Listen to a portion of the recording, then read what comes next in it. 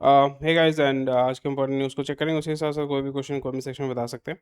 और मार्केट में अभी जो हालत है वो जैसे आप देख पा रहे हैं कि कुछ कुछ वाइटल फैक्टर्स है जो मैं देखता हूँ। एंड मोर और लेस अभी आप बोल सकते हो कि the way that I look into the market is again right now it looks much more stable, क्योंकि मुझे कोई मूवमेंट नहीं दिख रहा है। बिकॉज एक तो है कि ओवरऑल अगर हम देखें, सो जियोपॉलिटिक्स अगर हम चेक करते हैं, सो वो बहुत ज़्यादा वोलेटाइल है। और ग्लोबल पॉलिटिक्स अगर हम चेक करते हैं तो वो बहुत ज़्यादा वोलेटाइल है। ठीक है, यूएस में भी अगर उसका पॉलिटिक्स को भी अगर हम चेक करते हैं, दैट इज़ ऑल्सो वोलेटाइल। हमारे देश में जो मतलब ओवरऑल अगर हम देखते हैं ग्लोबली और नेशनली, बहुत सारी चीज़ें जो हैं वो बहुत ज़्यादा अनसर्टन होती हैं। सो इसलिए जो मुझे दिख रहा है वो ये है, because of so much of uncertainty in the market, लोग जो हैं जो डिसीजन लेना चाहते हैं, या maybe they want to take a decision, they want to spend some money और they want to invest somewhere और something, right? So most of them are sitting on the fence, जो उतना ज़्यादा heavy risk नहीं लेना चाहते हैं। But still market is for all. ठीक है, यहाँ पे हाई रिस्क टेकर्स भी होते हैं, लो रिस्क टेकर्स भी होते हैं, और यहाँ पे एक होते हैं कि फेंस सिटर्स होते हैं। ज़्यादातर जो है फेंस सिटर होते हैं, और जो मार्केट में हाई रिस्क टेकर्स होते हैं उनके पास जब आप बहुत ज़्यादा रिस्क लेते हैं तो फिर वहाँ पे आपका आप बोल सकते हो कि उसका कभी कभी रिटर्न बहुत ज़्यादा अच्छा आता है, या कभी कभी रिटर्न जो है वो आपका अच्छा नहीं आता, because you are taking high risk. So वहाँ पे आपके फेलियर के चांसेस भी आपका बहुत ज़्यादा हो जाता है। सो ओवरऑल अगर हम मार्केट का स्टेटस चेक करते हैं लास्ट 1 वीक में, अगर हम देखें, सो 1 वीक में market has been doing relatively okayish, और यहाँ पे एक ही लेवल पे आप देख सकते हैं कि there has been a gradual move in the market, फिर वो आपका आस्ते आस्ते आपका बोल सकते हैं कि सेलिंग हो रहा है। और वो चीज़ आपको यहाँ पे भी देख पा रहे हैं कि घोड़े ने अभी पॉजिटिव, अभी मतलब they have started to invest net positive, आपका इन्वेस्टमेंट उन्होंने शुरू किया हुआ है। एंड जो देसी है उसने आपका सेल ऑफ कर दिया, जो घोड़ा खरीद रहा है देसी बेच रहा है, because they are looking to do some profit booking.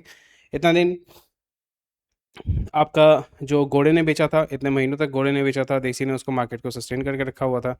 अभी जो है देसी जो है प्रॉफिट बुकिंग करेगा, एंड यहाँ पे घोड़ा जो है इसको हैवी आप बोल सकते हैं कि इन्वेस्टमेंट वहाँ पे किया जाएगा। So overall the way that is look into it is very interesting right right now the situation. And we and I can see that थोड़ा बहुत यहाँ पे जो फॉरेन इन्वेस्टर या घोड़ा जो है, थोड़ा जो है आस्ते आस्ते मार्केट में एक्टिव हो रहा है, and they are looking to, active तो है ही है, but they are looking to invest into the market. And आज जो है इंपॉर्टेंट हेडलाइंस जो है नियर अबाउट 56 इंपॉर्टेंट हेडलाइंस से, सारा चीज़ तो मैं कवर नहीं करूँगा। यहाँ पे कुछ कुछ चीज़ें जो है यहाँ पे देखने को मिल रहा है। Primarily energy related, energy sector को लेके बात है, एलपीजी को लेके बात है, और किस तरीके से जियोपॉलिटिकल इश्यूज जो है वो आपका एक बहुत बड़ा इशू हो चुका है। आपका एनर्जी सेक्टर, क्योंकि अब आईटी वाईटी एआई ये सब बाद में देखा जाएगा, अगर आपके पास आपके एनर्जी रिसोर्सेज को अगर आप सही तरीके स्टेबलाइज नहीं कर पा रहे हैं, सिक्योर नहीं कर पा रहे हैं, तो फिर एआई आईटी ये सारी चीज़ें आपको it doesn't really make sense, because अगर आप अपने एनर्जी रिसोर्सेज को सिक्योर नहीं कर सकते हैं, स्टेबल नहीं कर सकते हैं, सेफ़ नहीं कर सकते हैं, तो फिर आपका बाकी चीज़ें जो होती हैं वो आपका सिक्योर नहीं होगा, आपका logistics will become more expensive, inflation rise up करेगा, शूट अप करेगा, और उसके वजह से जो होगा लोगों का खर्चा जो है बहुत ज़्यादा बढ़ जाएगा, सप्लाई एंड डिमांड का इशू होगा, लोगों के पास लोग उतना ज़्यादा कंज्यूम नहीं कर पाएंगे। और ये जो आपके आईटी सर्विसेज होती हैं या एआई जो होता है, these are tertiary services, primary secondary, इसलिए आपका जो क्लास 11 में हमें पढ़ाया गया था, tertiary primary services, secondary services and tertiary services. Tertiary services था, या एक मिनट मैं चेक कर लेता हूँ, सॉरी वो सर्विसेज नहीं था, वो सेक्टर्स था, माय बैड। तो आपका क्या था, हमने क्या पढ़ा था कि आपका प्राइमरी सेक्टर, सेकेंडरी सेक्टर और टर्शियरी सेक्टर। तो हम हमारा क्या होता है कि आपका, आप बोल सकते हो कि प्राइमरी सेक्टर क्या होता है,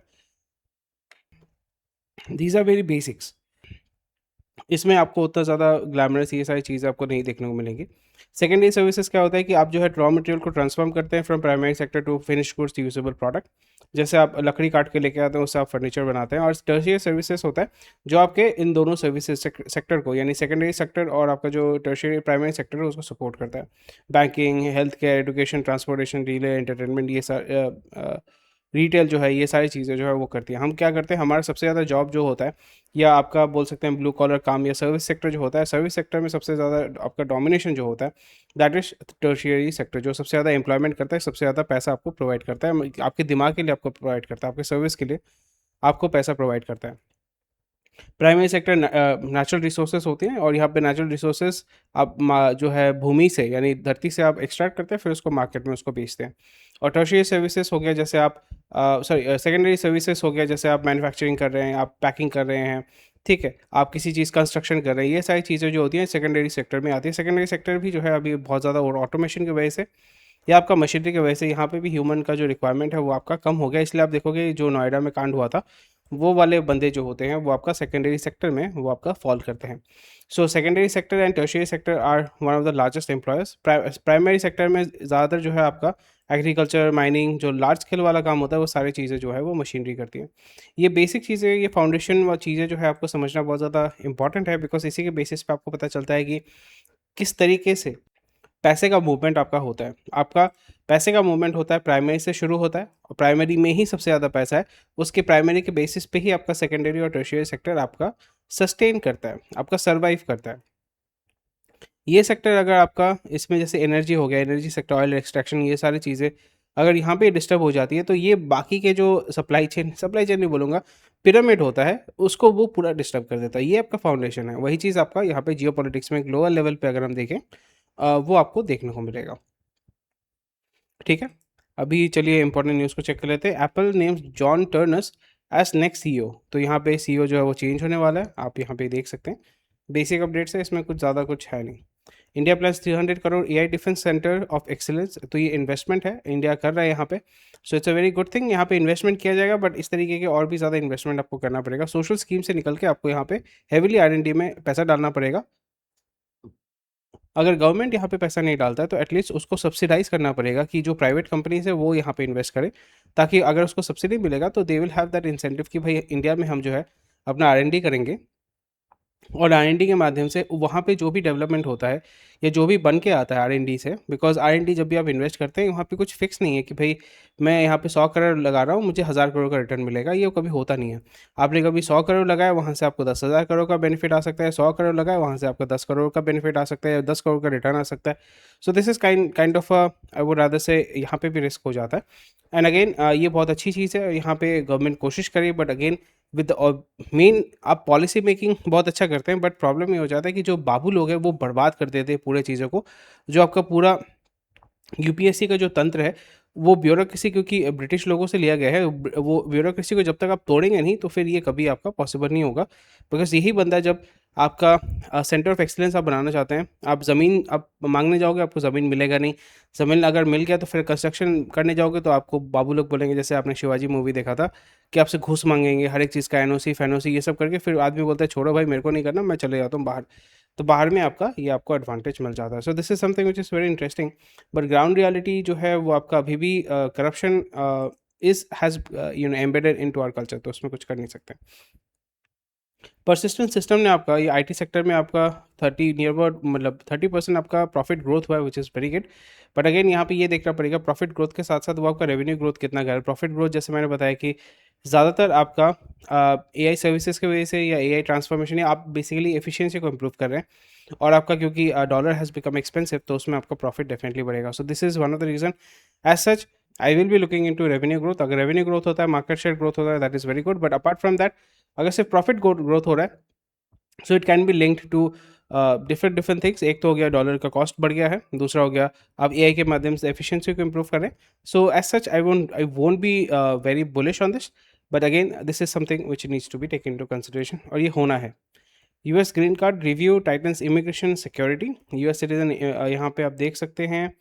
एंड अभी आस्ते आस्ते वही देखने को मिलेगा कि जो भी यूएस में जो कंपनीज हैं जो H1B वीज़ा दे के लोगों को लेके आते हैं, unless and until it is into the secondary sector जहाँ पे आपको फिजिकली जाके काम करना पड़ेगा, जैसे प्लम्बिंग हो गया, ये सारे ड्राइविंग हो गया, कुछ भी इस तरीके का रिपेयर, ये सारे सिस्टम वहाँ पे अगर नहीं होता तो फिर आप देखोगे कि आस्ते आस्ते जीसीसी के माध्यम से all these American companies will be building their offices in India via leasing and everything. Tier 2 tier 3 cities में करेंगे और वही आपका होने वाला है slowly and gradually, and they will try to bypass all this consulting firms. But this is something, अभी US market को आपको आस्ते आस्ते आपका डिपेंडेंसी उसको रिमूव करना ही पड़ेगा, नहीं तो आप कुछ कर नहीं पाओगे। साउथ कोरियन फर्म्स जो है उसने 6,000 करोड़ का वेंचर फंड आपका निकाला है, वो आपका फंड करेंगे इंडियन स्टार्टअप के ऊपर, विच इज़ वेरी गुड। तो अभी जापान से, कोरिया से अच्छा अच्छा पैसा आपका इंडिया में आ रहा है, विच इज़ ये आपका लॉन्ग टर्म टाई अप के माध्यम से ये किया जा रहा है, which is a very good thing. Japan से पैसा आ रहा है, मिडल ईस्ट से पैसा आ रहा है, क्योंकि आपको विदाउट कैपिटल आप ग्रोथ नहीं कर पाएंगे, और गुजराती लोगों ने जो हमारा गवर्नमेंट चला रहे हैं उनको बहुत अच्छे से पता है। So that is what they are doing. पहले क्या होता था कि we used to depend on गोरा मनी, यानी गोरा जो पैसा देगा उसी पे जो है हमको जो है कैपिटल एक्सपेंडिचर, एफडीआई, ये सारा गोरा करता था। कैनेडियन हो गया, अमेरिकन हो गया, वो गोरा, यूरोपियन हो गया, गोरे के पैसे पे हम लोग जो है वो डिपेंडेंट थे। अभी क्या हो गया कि क्योंकि मिडल ईस्ट के पास भी पैसा है, जापानीज़ जो है वो आपका बोल सकते हैं कि डिफ्लेशन हो रहा है वहाँ पे, वो भी एक श्रिंकिंग इकोनॉमी है, एजिंग इकोनॉमी, एजिंग पॉपुलेशन है। साउथ कोरिया, उनके पास भी अच्छा पैसा है। So that money is slowly and gradually coming to India. And यहाँ पे इंडिया में because it itself is a very big market, यहाँ पे आपके कोई भी बिजनेस अगर आप करना चाहते हैं आपको कैपिटल की ज़रूरत होती है। विदाउट कैपिटल आप कोई भी बिजनेस, स्पेशली जो मतलब आपका कोई प्रोडक्ट बनाते हैं या कोई भी स्टार्टअप जो है, हाई ग्रोथ स्टार्टअप, कुछ भी स्टार्टअप हो गया यहाँ पे, manufacturing as a service, delivery as a service, कोई भी solution as a service I would rather say. But again ऊपर ऊपर से बोल रहा हूँ, बट कोई भी बिजनेस को शुरू करने के लिए जो स्टार्टअप्स हैं वो स्केल अप करने के लिए, because they will be, most of them will be going for an IPO, और आस्ते आस्ते we are basically mirroring the American economy. कि आपने कोई बिजनेस खड़ा कर दिया, आपने बिजनेस अच्छा किया, 10 करोड़ 20 करोड़ का आपका टर्नओवर है, आपने उसको पब्लिक में लेके आ गए, आपने पब्लिक लिस्टिंग उसका करवा दिया। नो, ऐसा नहीं, मैंडेटरी नहीं है कि आपका एनएससी का जो मेन बोर्ड है उसमें आपको उसको लिस्टिंग कराना पड़ेगा। आपका जो एसएमई का बोर्ड होता है, मैं आपको दिखा देता हूँ। एसएमई, स्मॉल मीडियम एंटरप्राइज़ का भी आईपीओ होता है, जो आपका इतना ज़्यादा हाईलाइट नहीं होता है। तो वहाँ पे स्मॉल मीडियम एंटरप्राइज़ का भी जो आईपीओ होता है, वहाँ से भी ये लोग, अच्छा बीएससी का एसएमई बोर्ड हो गया, एनएससी का एसएमई बोर्ड हो गया, तो फिर वहाँ पे ये लोग लिस्टिंग करवाएंगे and they will be raising 100 crore 200 crore जो भी है। So that is something which is very interesting. Amba auto sales, तो छोटे छोटे कंपनी थी, आस्ते आस्ते आपका शुरू होगा। यहाँ पे आप देखोगे इनका इशू साइज जो है वो आपका यहाँ पे 60 करोड़ 70 करोड़ 100 करोड़ ऐसा वो रेज़ करेंगे। सो ये बहुत अच्छा चीज़ है, and this needs to be done more and more. ये ज़्यादा, जितना ज़्यादा प्रोएक्टिव करेंगे, जितना ज़्यादा आप कैपिटल मार्केट का एक्सेस लोगों तक प्रोवाइड करेंगे, so that will be something which is going to help a lot of companies to scale up. तो ये जितना भी पैसा यहाँ पे आएगा तो ये बहुत अच्छी बात है। This is something which I am very positive to look forward to. और यहाँ पे कैपिटल इनफ्लो होगा तो ये आपका जो इकोसिस्टम, अब रहता है, हाँ, इकोसिस्टम को और भी ज़्यादा पुश करेगा और भी ज़्यादा थ्राइव करेगा, बिकॉज जॉब प्रोवाइड करने के लिए आपको तो मतलब बिजनेस खड़ा करना पड़ेगा ना। बिजनेस ही नहीं होगा तो आप कैसे करोगे। High energy prices pose macro risk to India's economy, मैंने पहले ही बताया था क्या रीज़न है, वो भी मैंने आपको बता दिया। एंड यहाँ पे न्यूक्लियर के अलावा हमारे पास कोई अदर ऑप्शन है ही नहीं, हमारे पास कोई ऑप्शन नहीं है। और ये न्यूक्लियर में आस्ते आस्ते थोरियम बेस्ड न्यूक्लियर रिएक्टर, ये सारी चीज़ें जो है आपका बनना शुरू हो जाएगा, जो मैंने लास्ट 1 साल से मैं आपको बोले जा रहा हूँ कि हमें न्यूक्लियर तक जाना ही पड़ेगा। Renewable does not work. Renewable में अगर आप विंड, सोलर, ये सारी चीज़ें पकड़ते हैं, this actually do not work. India standards maritime safety amid Iran conflict, check कर सकते हैं, जियो पॉलिटिक्स का इशू है। Fertiliser output slump drives shift to alternatives, ये तो होने ही वाला है। गैस आपके पास नहीं आएगा, रॉ मटेरियल आपके पास नहीं आएगा, तो फर्टिलाइजर आउटपुट आपका गिरेगा, फिर आपको दूसरी जगह से इंपोर्ट करना पड़ेगा, तो आपका फर्टिलाइजर का कॉस्ट बढ़ेगा। होर्डिंग अभी होने वाला है, और ये अगर फर्टिलाइजर आपको नहीं मिलेगा तो क्रॉप यील्ड आपका कम हो जाएगा। फिर आपको जो बाहर से आपको गेहूँ, चावल, दाल, ये सब जो है आपको इंपोर्ट करना पड़ेगा, क्योंकि डॉलर ऑलरेडी एक्सपेंसिव है। तो फिर आपका जो खर्चा है वो बढ़ेगा, आपका जो इन्फ्लेशन है वो बढ़ेगा, होर्डिंग बढ़ेगा। So this is going to affect the whole supply chain. So this is something which needs to be taken into consideration, but इसमें आप कुछ कर भी नहीं सकते। ये तो गवर्नमेंट ऑफ इंडिया, या गवर्नमेंट ऑफ इंडिया क्या करेगा भाई, कुछ नहीं कर सकता ना। तो यहाँ पे आपको ऑल्टरनेट रिसोर्सेज या सप्लाई चेन को इम्प्रूव करने की ज़रूरत होती है। सो इसमें आप ऐसा कुछ नहीं कर सकते। But again as an individual मैं कुछ नहीं कर सकता, पर यहाँ पे जो जो कंपनीज इस डोमेन में काम कर रही हैं, they have to find out a way how to secure the supply chain. But this is going to create a churn, and यहाँ पे जब चर्न होगा तो definitely there will be something positive with which will come out of it. But this is something which needs to be taken into consideration, जो यहाँ पे सारा चीज़ मैंने बताया हुआ है। Government extends interest subsidies to steel export MSME.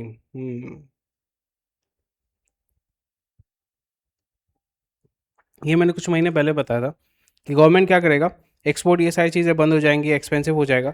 So government has to step in, either subsidy provide करो या लो कॉस्ट में कैपिटल प्रोवाइड करो। यहाँ पे वो देखने को मिला, which is very very good. और स्पेशली एक्सपोर्ट ओरिएंटेड जो कंपनीज हैं, एक्सपोर्ट के लिए आपको यहाँ पे उसको वो करना पड़ेगा, प्रमोट करना पड़ेगा।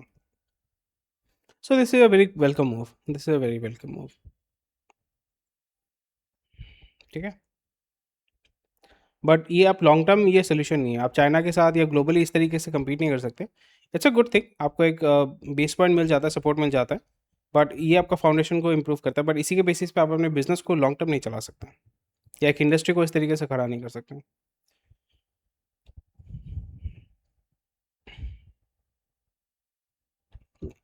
आम नहीं बेच पा रहे हैं। गवर्नमेंट के पास ही आएंगे तो वो तो मैंने पहले ही बताया था।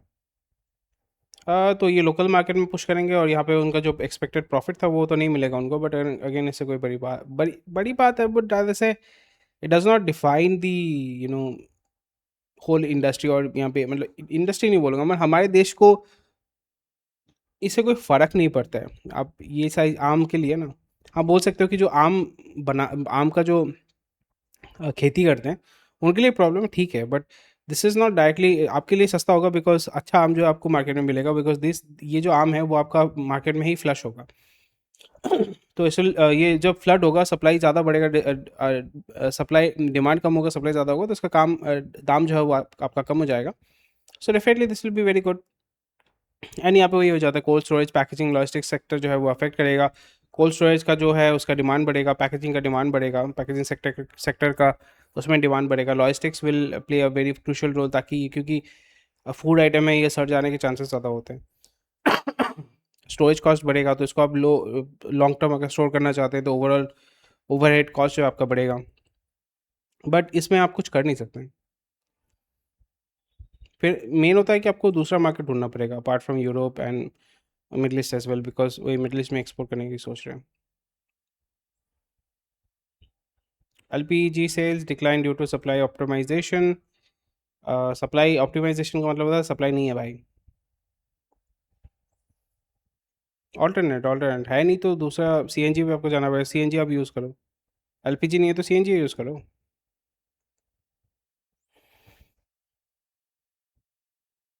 उसमें कोई दिक्कत नहीं। India Korea MoU strengthen MSME cooperation. उसमें मैंने बात किया था, तो government is trying to play a good role है, सो वो तो मैं अप्रिशिएट करूँगा, क्योंकि कैपिटल अवेलेबिलिटी करा रहे हैं, वो मार्केट अब ओपन अप, क्योंकि because Korea is a very small market, तो वहाँ पे भी सेल करना, एक्सपोर्ट करना, अपार्ट फ्रॉम दैट क्या ही एक्सपोर्ट करेंगे, बस स्टिल आप यहाँ से लेबर एक्सपोर्ट कर सकते हैं, लोगों को एक्सपोर्ट कर सकते हैं, that will play a very crucial role. Nestle का आपका 24% प्रॉफिट ग्रोथ हुआ है by driven by volume and advertisement push, which is good. But ये this is something which is very interesting, advertising spend increase of 50%, उसके 50% increase करके आपका 26% profit growth हो रहा है, so I don't think it is very very effective.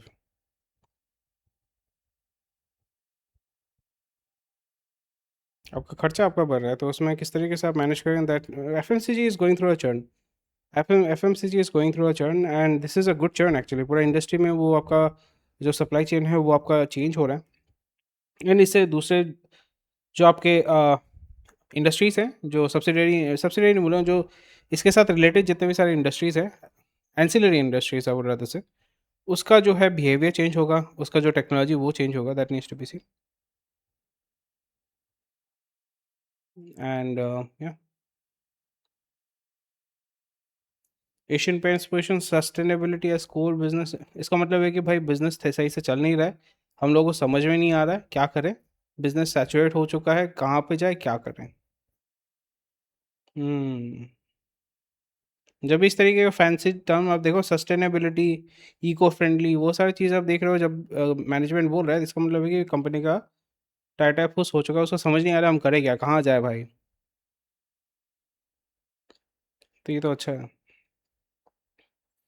But अचानक से Asian paints जो है, उसका स्लंप हो गया, स्लो हो गया भाई, वो चल ही नहीं रहा है। और ये देख सकते हैं, ओबेसिटी मार्केट, ये तो है, लोग खर्चा तो करेंगे, कंज्यूम वही करेगा जिसके पास पैसा है।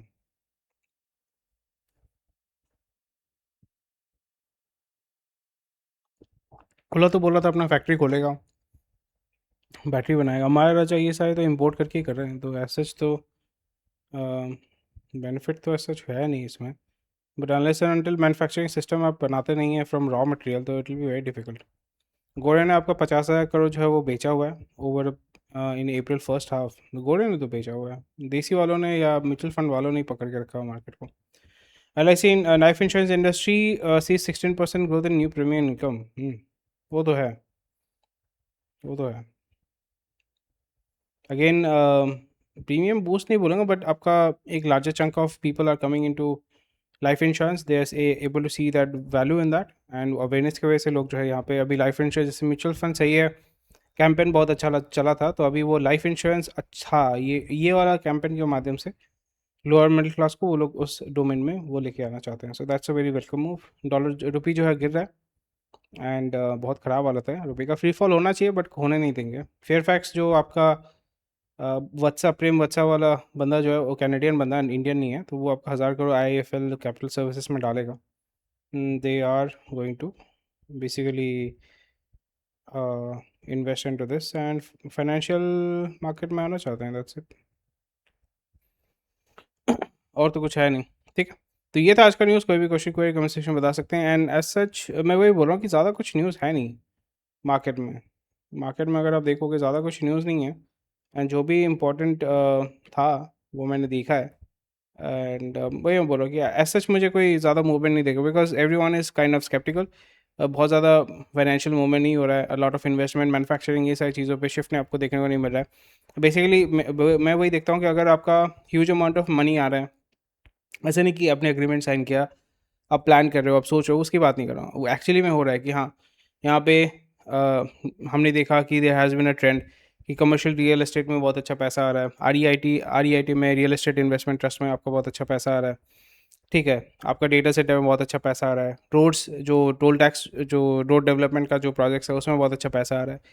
तो इस तरीके के जब भी हम देखते हैं तो फिर हमें लगता है कि हाँ चलो, मार्केट में अ lot of money is being put on the ground.